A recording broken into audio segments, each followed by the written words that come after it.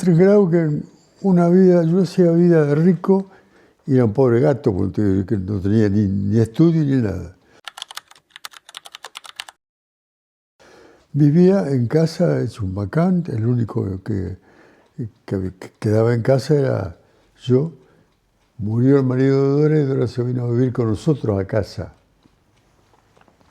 Y papá fue a pasar a ser el hombre más feliz del mundo porque le gustaba muchísimo las reuniones y la guitarra bien tocada, clásica, fina y todo.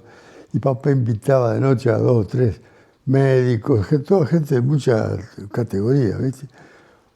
A tocar la guitarra, una vida feliz entre casa. Y yo, joda. Entonces, un día, yo medio cansado, pasa la amiga de Dora y me dice, era un chico muy de la iglesia, me dice, Titi, te quiero hacer una invitación. Dice, estamos organizando un retiro espiritual en la estancia San José, que estaba enfrente a la estancia de unas amigas mías. Dice, es una estancia donde vivieron toda la vida los Irigoyen, no sé quién, y está deshabitada y la usamos mucho para hacer retiros espirituales, qué sé yo. Y yo retiro espiritual a los 18 años. Dice, ¿no? No, ya tenía 20.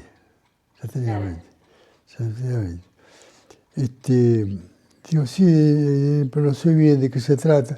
Mira, van a venir 2 jesuitas jóvenes de 25, 30 años. Y somos más o menos, van a ser 30, 35 hombres. Hombres grandes, muchachos de la edad tuya, una mezcolanza entre viejones, jóvenes y jóvenes. Yo no sé cómo me agarró, cómo fue, o fue la Virgen, alguien que tiró. Le digo, bueno, voy a ir a primera a trabajar y le digo a un amigo que era más vago que yo. Digo, ¿no querés venir a un retiro espiritual que me invitaron? Y dice, sí, dicen que bueno eso. Y bueno, yo llevo whisky, yo llevo las cartas, me dijo él. Entonces nos vamos en un colectivo grande, todos salimos de la iglesia, llegamos a la estancia divina, no sabes el monte que tenía una estancia antigua, esas casas antiguas que tienen 10 habitaciones. Muchas jodas, salimos al patio, al parque, a caminar, por allá, hasta que llegó la hora de ir empezaba el retiro, era la tardecita del todo.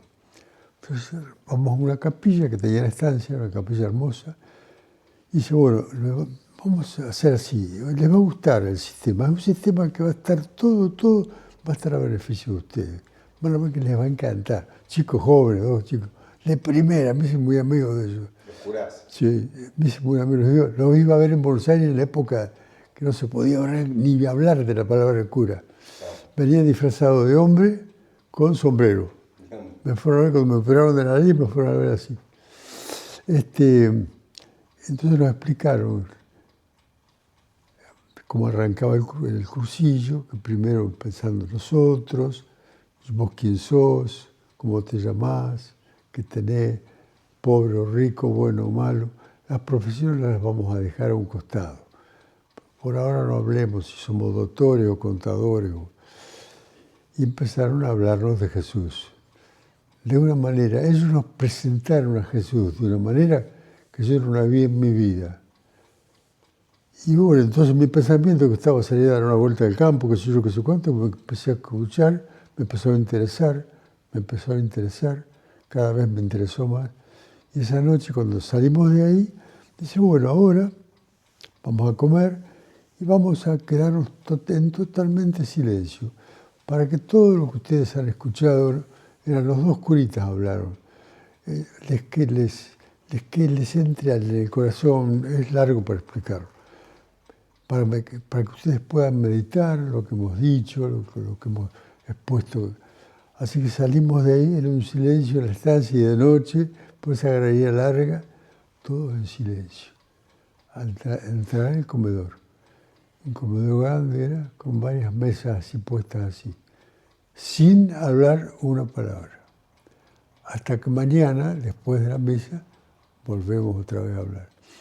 Así que entramos a ver y nos sentamos con gente distinta, de Peugeot, de Trenkrauge, de Pellegrini, de Santa Rosa, de todos lados. Comimos salchichas de Viena con una ensaladita, una comida livianita y agua. ¡Agua! Voy a tomar vino, agua. Había llevado el whisky vos. Sí, pero el que estaba en la pieza, el whisky. ¿Te imaginas que empezamos a pensar? Bueno, fue tan positivo para mí el ejercicio espiritual, para todos, estábamos todos, éramos otros, que a los 2 días ya había un cambio, porque en la misa no era la misa sola, en la misa primero te daba una charla bárbara, la Gran Siete, un laico que había venido para vos, para atenderte a vos y todo de Buenos Aires. Y en aquella época los que estaban en los cursillos eran todos pitucos de Buenos Aires. Había estado Videla en el cursillo, Videla había estado haciendo el cursillo. Y nos habló él, lo que era Jesús para él, lo que fue para él. Le metieron un dedo en el culo cuando sintió así hablaban. Chicos de primera. Después hablaba el cura, después la misa. Y nos iban presentando a un Jesús que no conocíamos. Nosotros conocíamos al Jesús del látigo, que vos te vas a ir al infierno, vos no podés, a vos no podrías entrar acá, la iglesia de antes. Nada que ver con el Jesús que nos presentaba. Y algunos llevamos, en ese momento, lloramos después, mucho. Se nos caían las lágrimas a chorro, porque nos tocaban el corazoncito nuestro. El de algunos, como el mío, era muy tierno, pero estaba lleno de cosas, ¿no? Le dedico tiempo porque fue algo muy hermoso, porque fue un enganche después. Cuando salidos del cursillo, terminó el cursillo, que fue el tercer día, tocaba la bocina el gran colectivo que nos fue a buscar. Estaban todos arriba del colectivo, el Titi no estaba. Estaba a los pies de la Virgen en la capillita rezando. Muy conmovido, lloré como un loco. Fue uno, me abrazó y me llevó. Pues así fue. Cuando subo al colectivo ya era joda, cagarse de risa, reír, cantar canciones. El colectivo parecía que se inflaba, porque había tipos grandes, que podían haber sido papá. Mi papá, joven, ¿viste? De 50 años. Llegamos a Trenquelauquen y no cuento lo del cursillo porque es largo y es hermoso. El cursillo nos recibió, que fue algo divino el recibimiento. Es un encuentro total de gente que vino de toda la provincia de Buenos Aires para recibirnos a nosotros. Fue muy lindo. Bueno, yo hice un cambio de vida total. Entonces mis amigos, todas mis amistades se preocuparon porque decían, el Titi está rayado del todo. Iban a casa y yo estaba leyendo la Biblia, estaba leyendo libros de Tomás esto, del otro, qué sé yo. Y yo no salgo, no. Discúlpeme, pero no salgo. Empecé a decir a mis amigos que no, y mis amigos que sí.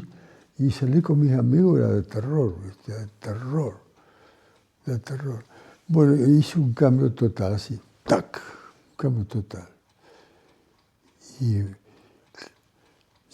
tal manera fue total que me llegué a ilusionar y un curita belga de casi 30 años, muy jovencito, belga era, me decía, mira Jorge, lo que vos me decís, yo lo recibo, como corazón abierto lo recibo, Dios y la Virgen quisiera.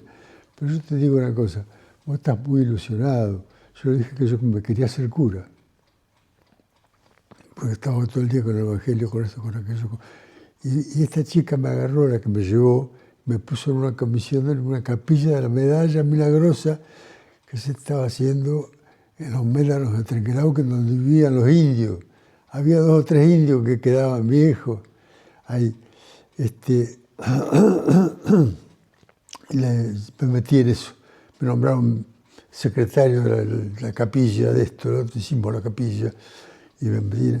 Hasta que un día íbamos a hablar con el obispo 9 de julio, con el curita, y él me decía, mira Titi, yo te veo muy entusiasmado, te veo más entusiasmado que me da miedo, como diciendo que me veía entusiasmado, pero que no sentía que era vocación. Entonces el obispo nos recibió el 9 de julio por ahí, y me dijo, mira, Jorge, si vos todo esto que sentís es fuerte, lo sentís fuerte, fuerte, y tenés alguna duda, hay un colegio para retiros espirituales, hay una escuela, un seminario, para vocaciones tardías en Azul. Te podemos... Tardías, o sea que entran grandes. Pero tenías 20 años. Claro, pero entran grandes para vocacionar tardías. ¿A qué edad tenías que decir ser cura si no? ¿A los 15? No, es un proceso de 5, 6 años, 7, y entran como ser a los 15 años, salen con 22, 23, 24. Era lindo, yo estuve en el seminario. Que la Saleta, el cura que vos conociste, que vino acá, era mía. Lo conocí en el seminario de Mercedes, que fui y dormí en la cama del obispo, grandioso la cama del obispo, un lujo había. Entonces, el asunto vino así, yo metido en la iglesia, la conocí a Nelly. Iba, todos los días salía a la primera de la compañía de seguro que estaba al lado, y me iba, justo salía a las 7 y a las 7 empezaba la misa vespertina. Entonces empecé a ir todos los días a la misa vespertina. Y había una señora mayor, joven, con 2 hijas, señoritas y una nena. Una vieja con 3, las 2 hijas y la nena. Que para esto era Margarita, mi suegra, la Nelly y la Mabel. Y nos conocimos en la iglesia, en la parroquia, qué sé yo, qué sé cuánto, y yo con el tema de la vocación que tenía que esperar 5 meses, y papá y mamá, papá no quería saber nada, no quería saber nada. Era un conflicto había en casa, no querían saber nada, que yo me metiera a cura. La cuestión que tengo que abreviar, la conocí a Nelly en las reuniones que hacíamos en la parroquia, en las fiestas, y en las kermeses que hacíamos, empecé a trabajar con ella. Ella era el chanchito de la India que atendía un negocio que era como una plataforma llena de cuadritos, y sale el chanchito de la India y corre por todos lados, donde se metía el chanchito tenías un premio, si vos eras. Y la Nelly era tan gauchita, tan simpática, que todo el mundo iba a ir por la Nelly y por el chanchito, ¿viste? Yo atendía un bar bien borracho, ya de joven yo atendía un barcito que vendíamos clecores y todas las cosas. Y ahí nos empezamos a ser amigos. Un día fuimos a casa y papá estaba sentado en la mesa, sentados en la vereda. En aquella época sentaban todo el mundo en la vereda, con sillones, todo en la vereda. Y pasamos adentro, no sé qué, y yo ya me gustaba, me empezó a gustar. Le digo a mi confesor, le digo, me gusta. Dice, Jorge, vos tenés que seguir bien, con claridad tu gusto, porque lo de la vocación yo siempre te hablé de que te veía demasiado ligero, demasiado... Bueno, a los poquitos días, la empecé a ver más a Nelly, decidimos dar un paseíto por la plaza, ¿viste? Y fue Inés Busqué, la nieta, sobrina mía de bioquímica de Buenos Aires, con la Mabel, que siempre fue amarga, que mi cuñada. Ah, ¿tenían que ir con alguien? Claro, sola ni en pedo la largaba la vieja. Y la Nelly. Y Trenquelao, ¿quién tiene? Todas las calles de Trenquelao, que dicen que es una de las ciudades de toda la República que tiene, hay uno en Santa Fe, que tiene sus calles avenidas. En el medio de las calles hay ramblas, claro, con flores, con plantas, con árboles.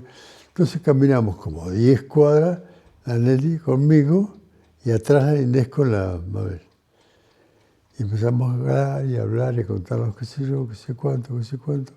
Al día siguiente fue sola a la plaza, frente a la iglesia, sola, no sé cómo hizo, sola, porque el padre había comprado una casa a 2 cuadras de la iglesia porque Nelly había estado muy enferma. Pero eso ahora no lo voy a contar, ¿no? Estuvo muy enferma, por su enfermedad decidieron comprar una casa en el pueblo y venirse a vivir al pueblo.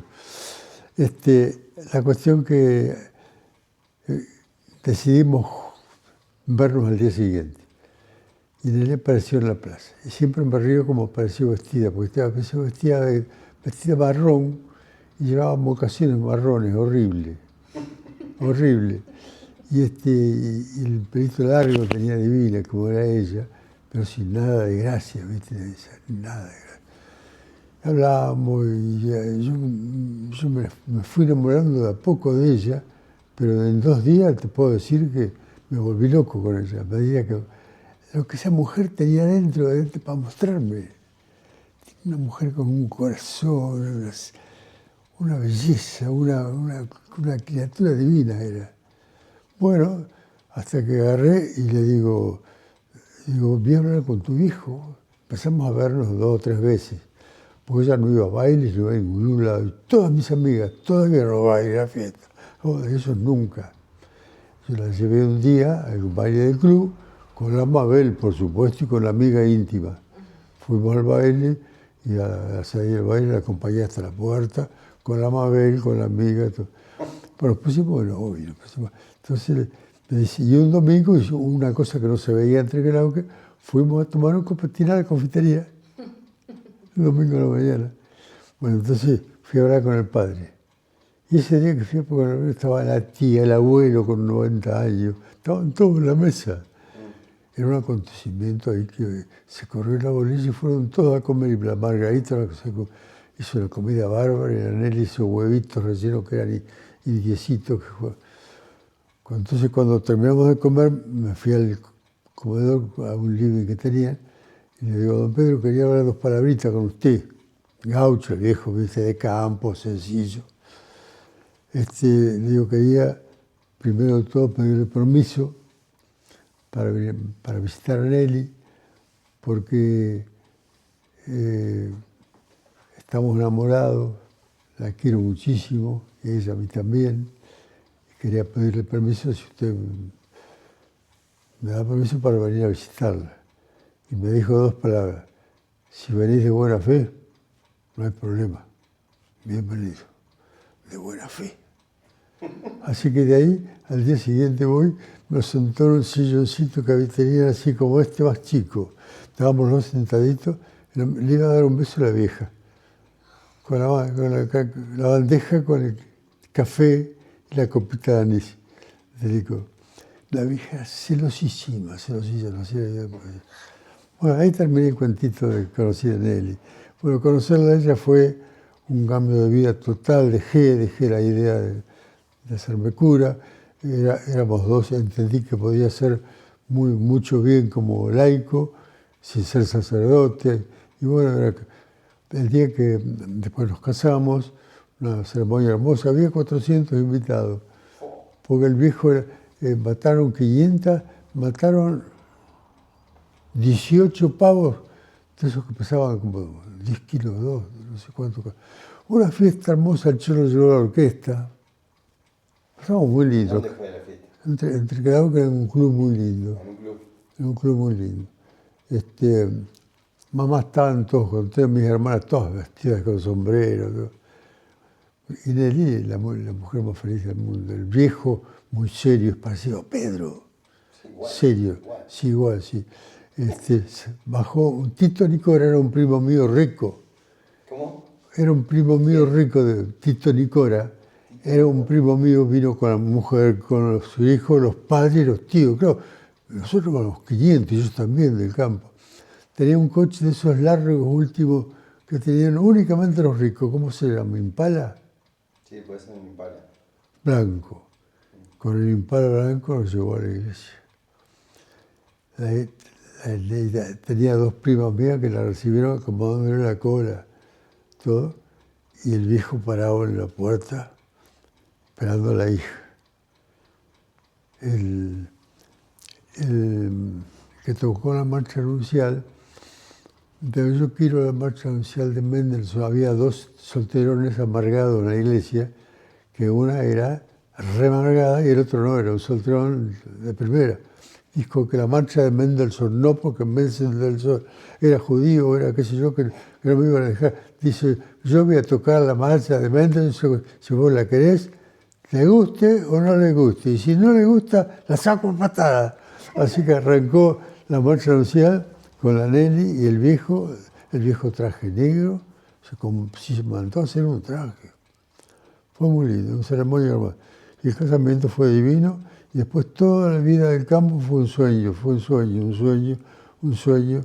Los trigales los agarramos una cosecha hermosísima, y hicimos una vida muy feliz. Fue un año, Pedrito quedó,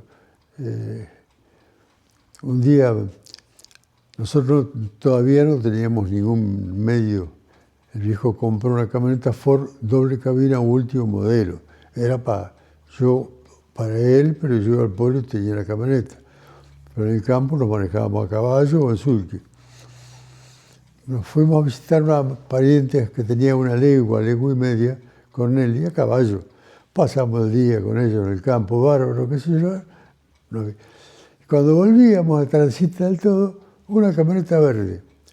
¡Uy, Titi, la puta que nos parió! Eran nuestros mejores amigos, que tenía una estancia muy grande, hermosa. Se llamaba el Obrito. Una estancia divina. Estaba más o menos 3 leguas de nosotros. Habían ido al campo, no había nadie en el campo, ni peones ni nada, porque era domingo. Claro. Y se volvieron y me llevaron una camioneta llena de leña, porque mi suegro tenía poco monte. Me bajaron. Dice, no, pero mañana volvemos. Dije, Nelly, no, de ninguna manera. Vuelvan que nos vamos. Que se quedan a cenar, qué sé yo. Entonces ellos volvieron y yo Nelly, te corro una carrera hasta la esquina. Faltaba ponerle 3 cuadras. Faltaba poco. Y yo le pegué un chirlo a mi caballo, y ella tenía el pelo largo. El pelo de Nelly iba así, iba ligero a toda la ciudad. Y la pasé de largo. La pasé demasiado de largo. Cuando freno, vi que había parado, estaba frenando. Digo, ¿qué pasa, Nelly? Dice, vos sabés que me siento re descompuesta, estoy como ganas de vomitar. Se asustó ella, ¿viste? Y fuimos al tranco, se podrían de esperarnos nosotros. Faltaba todavía 10 cuadras más para llegar. Matamos una gallina y la Gladys, la amiga nuestra, por agarrar un pollo con otro hermoso que había, perdió el lente de contacto. Era un día de viento, comimos el pollo, lo pasamos lindo y Nelly estaba bien. Pero al día siguiente vino el viejo del campo y del pueblo, le contamos lo que había pasado, nos fuimos rogando al médico. Se anunciaba el Pedrito. Claro. Se anunciaba el Pedrito. Así que bueno, ahí empezó toda esa parte anduvo bien, pero ya ese invierno ya empezó una sequía, cosechábamos todo bien, pero la sequía empezó a castigarnos, y a morirse animales en cantidad. Mínimo 300 corderos, 100 vacunos, se morían porque no había pasto. No había nada. Era todo tierra.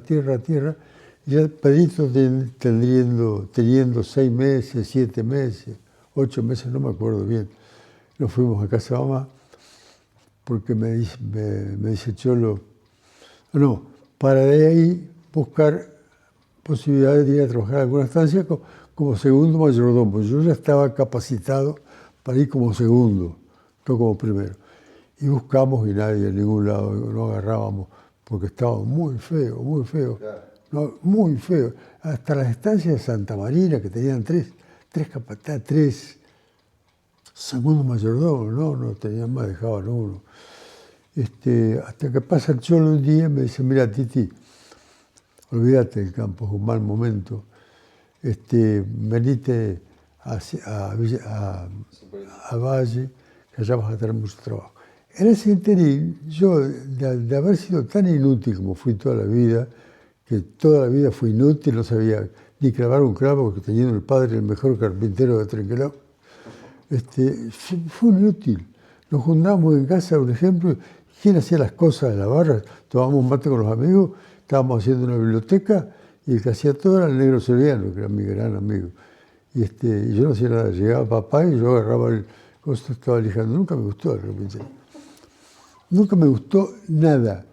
Y la experiencia del campo, desde limpiarle el culo a las ovejas, desde ordeñar, desde matar animales, matar lechones, conejos, chanchos, lo que sea, arar y sembrar, que jamás en mi vida no sabía manejar, O sea, para mí Oxford debe ser una lechuguita para todo lo que aprendí yo.